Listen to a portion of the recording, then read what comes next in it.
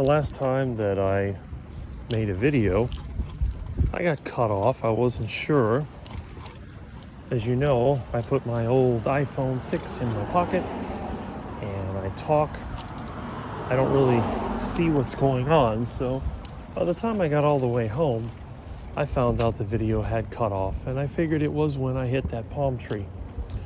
Well, anyway, if I can remember what I was talking about, I think I was talking about the time when I met my friend again after 3 years, after not seeing him since 1995, when he stopped working as a student assistant at college.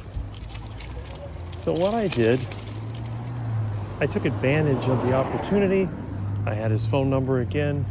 We were keeping in contact, being friends, talking about different things, and just getting to know each other again. Now, in the time that I had seen him, I mean, obviously earlier he was working at the college and he was into fitness training. He was doing modeling and all these things. He was actually had appeared in a couple of the fitness magazines, and I have them.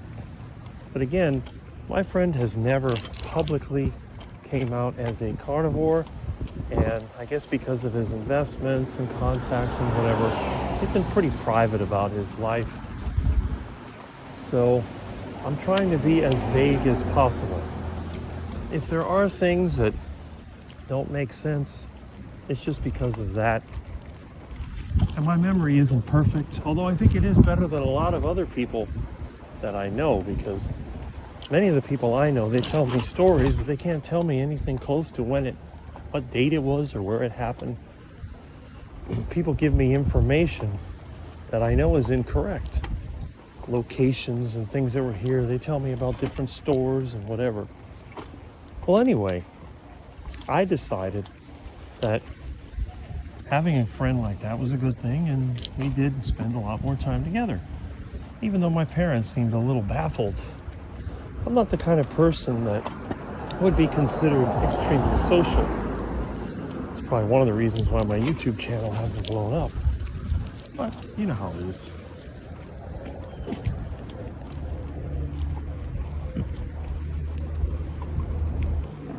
Anyway,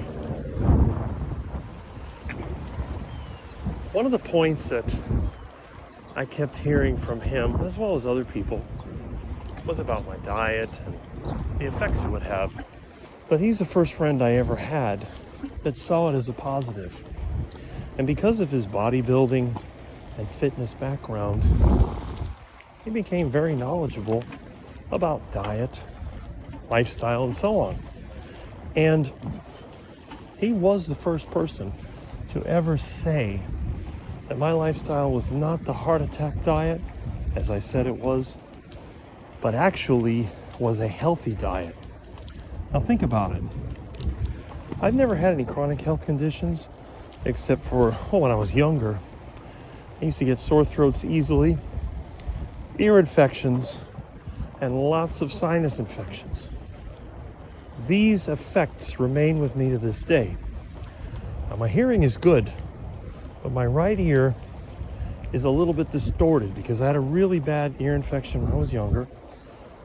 And back then they didn't really give you antibiotics. It's just something you had to kind of grow out of. And the same thing with sinuses. The sore throat thing, it went away on its own, and I've never had any breathing issues. And I'm actually quite fortunate because when I get sick, I never get bronchitis or any pneumonia or anything like that. So anyway, having a friend with a bodybuilding background who was really interested in me was just something different, and we talked a lot about nutrition, exercise, and all these other things. So I was determined to give it another shot. Maybe try to work out again, who knows? I thought it was interesting. But besides the effect he had on me, I also had an effect on him. Now, he had been obviously gaining, putting on muscle. He was almost unrecognizable physique-wise from when I first met him. But on the other hand, he did suffer some little health issues. For example, he had like several muscle injuries.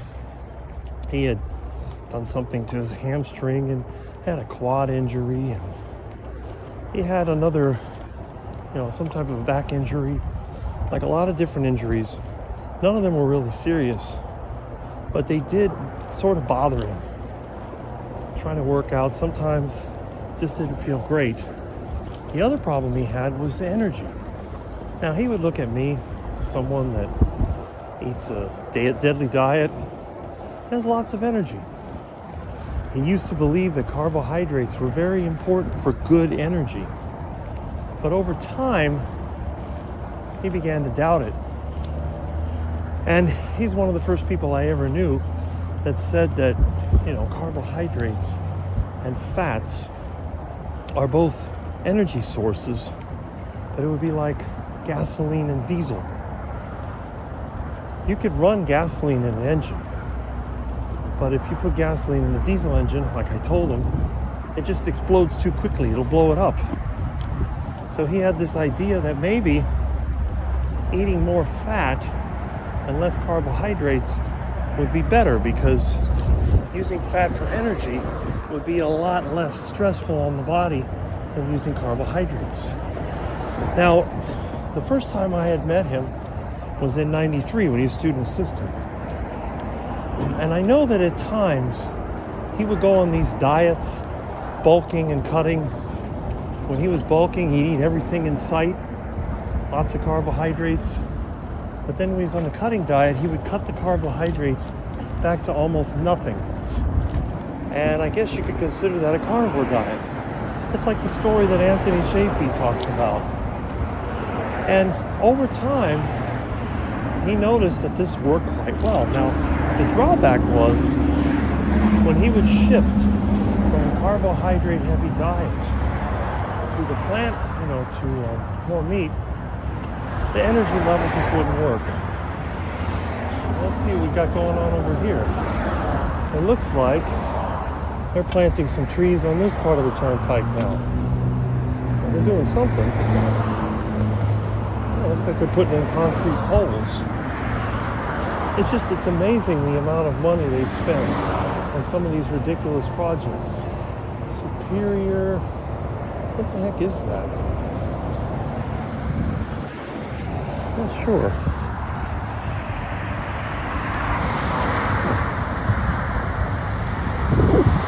Whatever it is, that's the toll money and tax money and whatever else going down the drain. All right, back to the old story here.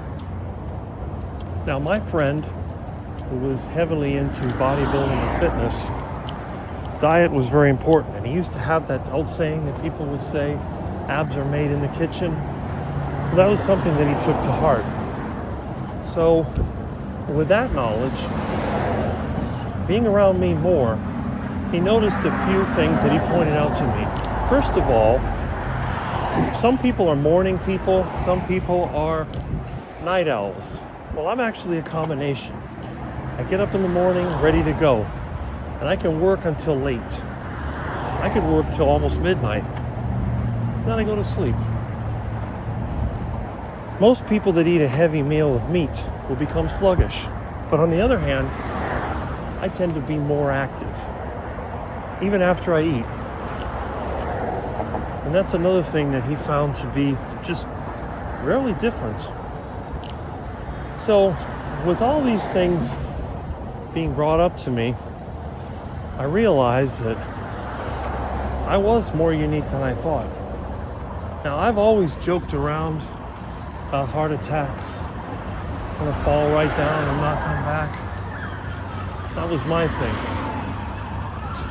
But in his case, after all that extensive bodybuilding experience, he decided he was going to change his diet lifestyle. Now, in the beginning, when I knew him, he was using extreme diets and also anabolic compounds to put on muscle, and he did quite well.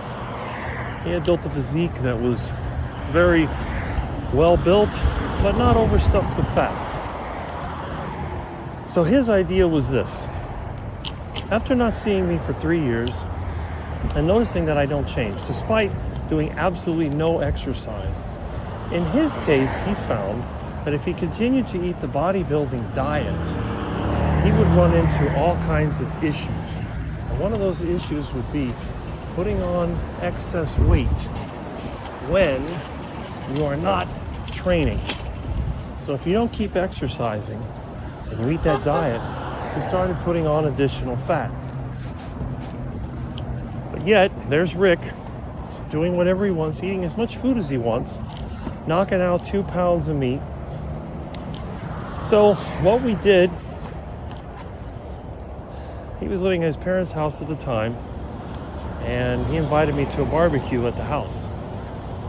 And from what I remember, with the barbecue, he went ahead and loaded up with some really fatty steaks. And those delicious steaks, they're very tempting. So he wanted to see how much meat I could eat in one sitting without getting sick. So we went over to his house, met his parents, good friend, whatever.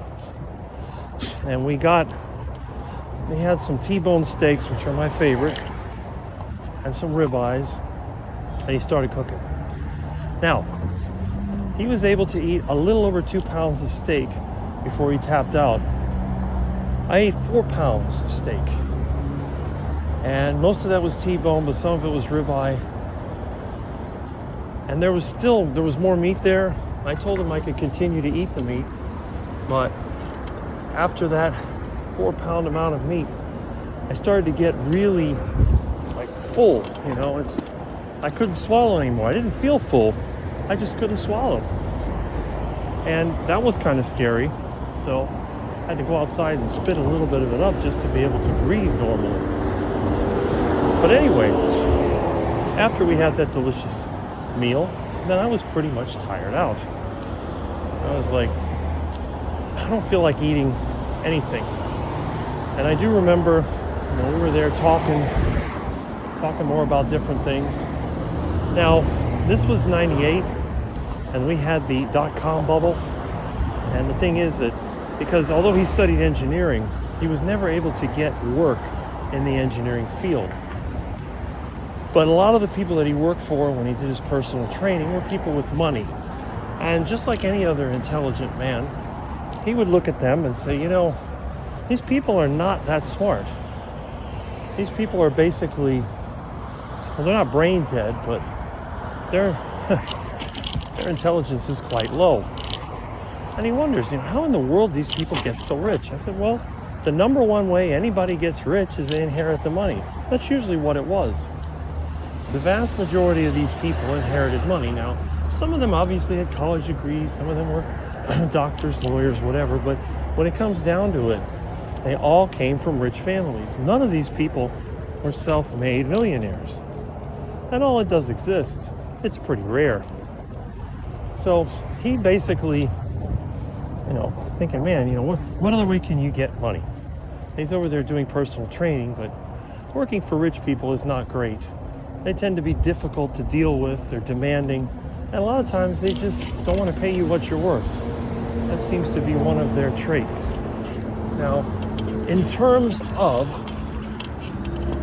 making more money, I said, well, one of the easiest ways, obviously, if you can do it, is to find a way of getting some kind of investment or speculation.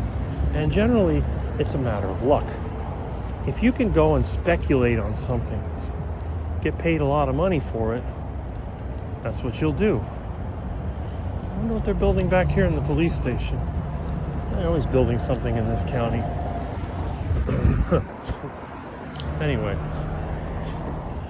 so with that in mind, I told him, well, I've had my business and we make some money, but I've been investing in different stocks and I invested in the bond market as a way to increase income. Didn't make a lot of money, but sometimes I made more off of the investments than I ever made out of the job that I was doing. A lot less risk, a lot less hassle, and you get taxed less because the system is set up. When you have those capital gains, you're going to pay less in taxes than when you're out there working, busting your butt, trying to get things done. So I said, you know what? I'll explain to you what I know, which isn't a lot. And I explained to him my theory about the Federal Reserve and the ways that they manipulate the markets. And I told him that this dot-com bubble is going to fail. It's only a matter of time before it does. And when it does, there'll be a lot of companies that go out of business. But if you can find the ones that don't go out of business, then you might be able to throw some money at that and make some money.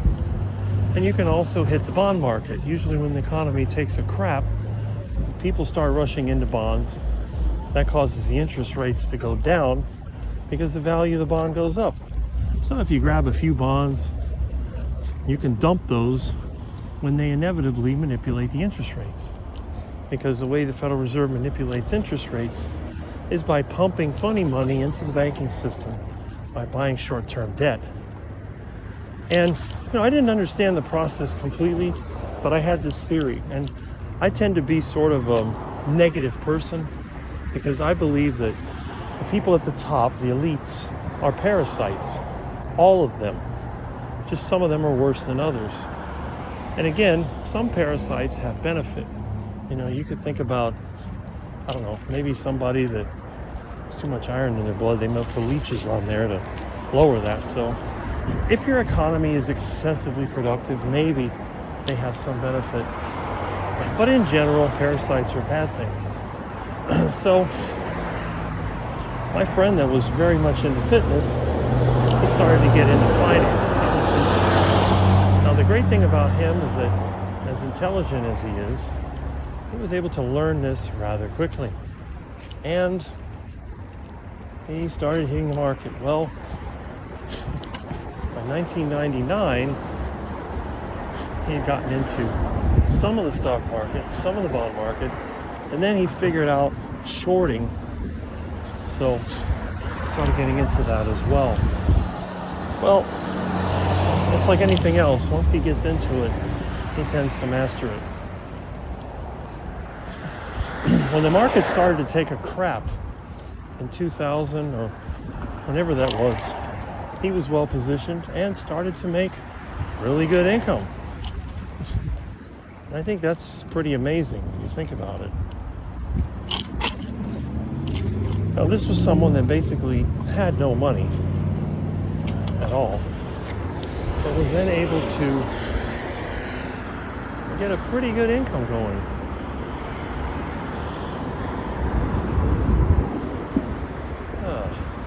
Okay, there we go. And that, hopefully, yeah, there we go. I made it through. All right, you got to keep an eye out. I don't want to be the next casualty around here.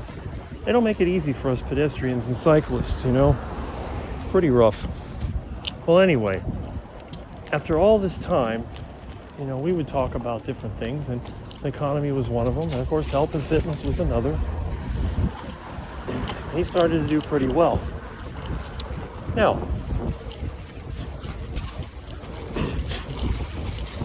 as time had gone on, he had experimented by eating, well, you might call it an Atkins diet. Ate more and more meat, but he still had vegetables and some fruit. So sort of like a Paul Saladino diet light.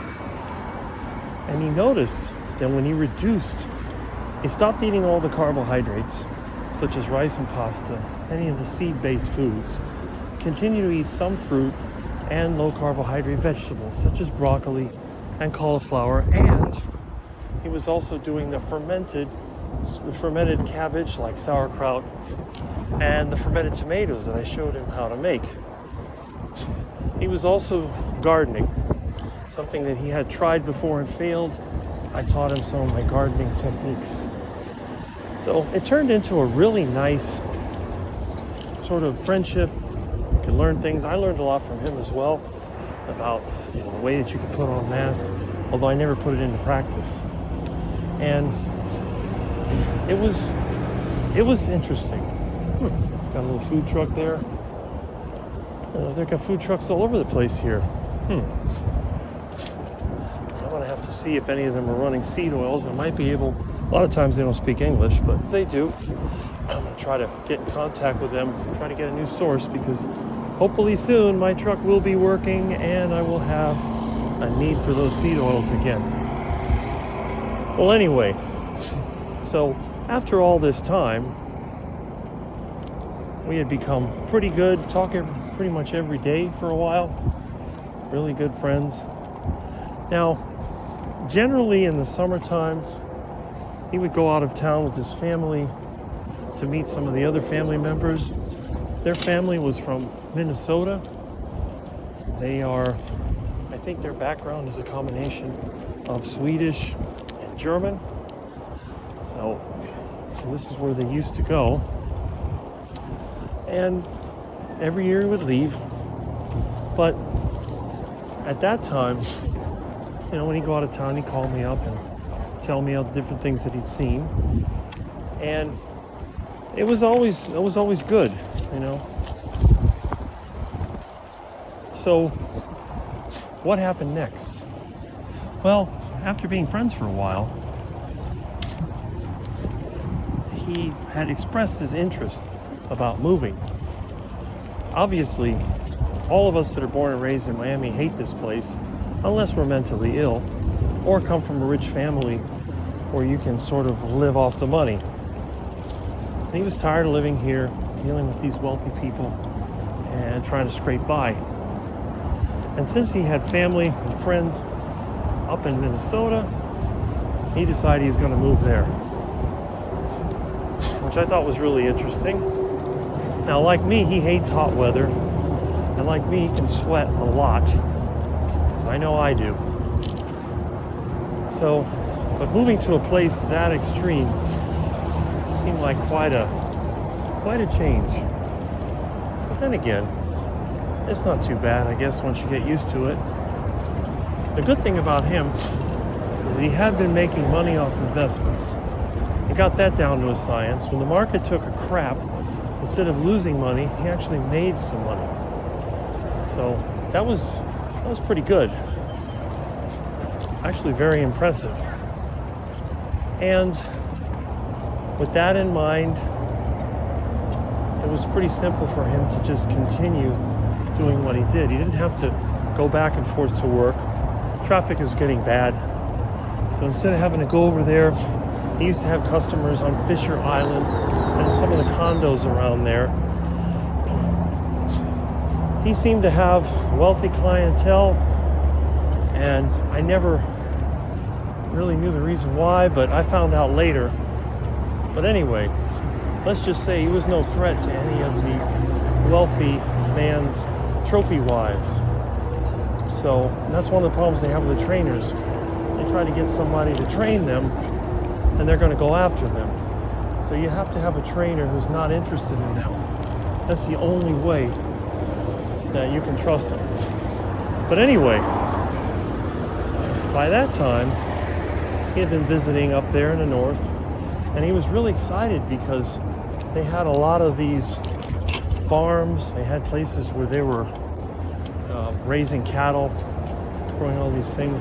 What's with all this construction? I wonder if it's where the Burger King used to be. Fixtures. This place changes every week. I mean, I don't think you could go more than a month here without something changing. Well, anyway, on one of his trips, he actually met his future partner. And, they sort of hit it off. And he made the decision to move away. Now, that was in late 2000, the year 2000. Now, I know when he finally moved, it was in 2001. It was before they had the World Trade Center bombing. Well, they got this all cleared out. And I see they're putting in a Starbucks. Look at this crap. So they tear down the Burger King, And now they're putting liquid poison. So you go from solid and liquid poison to just liquid poison. And look, they're already building this crap. Wow, it's just so quick. Look at this thing. It's even bigger than the Burger King was. Crazy. Huh. I was just here a couple weeks ago. Oh well. When you got unlimited funny money, you can throw it around. I'm sure once it's new, the suckers will come here and they'll be doing their thing. All right, let's see. Where did I want to go? Oh yeah, I get to the store. By the way, this shopping center, Town and Country, is where the doctor's office was the last time I went to the doctor. It's been a while. Over there used to be an R.G. Brandon store. Everything here is different. They even painted over the wood, trying to look at more modern. I don't really see that many people here. It looks like it's pretty much deserted. Even these restaurants are empty. And it's probably around lunchtime, around noon. Not good. Anyway, so my friend decided to move away. But before he had moved away, at the end of the year, he told me that as of January 2001, he was going to be only carnivore, only eat meat, drink water, eggs, and some dairy. That's what he did. So imagine, after all this time, he's been carnivore, and he has not gone back to the duck food. That's a good thing. So, I just talked to him a couple days ago. He wanted to see how I was doing with my engine. He actually offered to get me a new engine for my truck, but I didn't want to do that. I was trying to see if my other friends would help me out. But on the good side, I know that if I ever got into a really bad situation, he would be the first one to help me out because we have that special connection. Now, when I talked to him, I said, you know what? Have you ever thought about being interviewed as being a carnivore? As long as you've been carnivore more than anybody. Well, except for me. And you have a track record of fitness. You've been in various magazines. So, but he says, no, I won't do it because no one's going to listen. I have nothing to gain, only things to lose. Then he was bringing the analogy of like the orange man who ran for president and they made his life miserable. So, and I have to say, yeah, I kind of agree with that, and I'm going to respect that. So again, I may have some more stories that I could share about what we did, and I did not cover any of the personal data that would identify him. Look at this, another makeup place. They throw good money after bad. A lot of empty places. Now they're putting Ann Taylor. I guess they're trying to make it like an outdoor dayland mall. I don't know how these people are going to make any money. Another empty space. Anyway. And that's it for now. I hope you enjoyed my short story and ride. And hopefully, maybe one day, he'll have the courage to come out and share his story. Who knows? Or I'll just have my heart attack first. That'll be that. Catch you later.